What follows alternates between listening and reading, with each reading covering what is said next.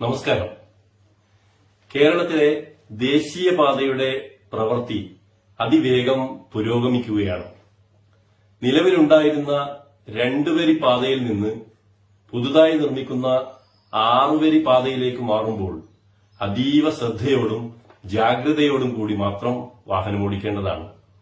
അതിനായി line discipline എന്താണെന്ന് മനസ്സിലാക്കേണ്ടതായിട്ടുണ്ട്. പുതുതായി നിർമ്മിക്കുന്ന ദേശീയപാത ഒരു വശത്തേക്ക് 3 വരി എന്ന നിലയിലാണ് നിർമ്മിക്കപ്പെട്ടിട്ടുള്ളത്. അതിൽ ഒന്നാമത്തെ വരി, അതായത് ഇടതുവശത്തുള്ള വരി, വേഗത കുറഞ്ഞ വാഹനങ്ങൾക്കും ഹെവി വാഹനങ്ങൾക്കും അനുവദിക്കപ്പെട്ടതാണ്. രണ്ടാമത്തെ വരി, ഒന്നാമത്തെ വരിയിൽ തന്റെ മുന്നിലോടുന്ന വാഹനങ്ങളെ മറികടക്കാനും വേഗത കൂടുതൽ അനുവദിക്കപ്പെട്ട വാഹനങ്ങൾക്കും ഉള്ളതാണ്. അതുപോലെ മൂന്നാമത്തെ വരി എന്ന് പറയുന്നത് രണ്ടാമത്തെ വരിയിൽ തന്റെ മുന്നിലുള്ള വാഹനങ്ങളെ മറികടക്കാനും എമർജൻസി വാഹനങ്ങൾക്കുമായി മാറ്റിവെച്ചിട്ടുള്ളതാണ്.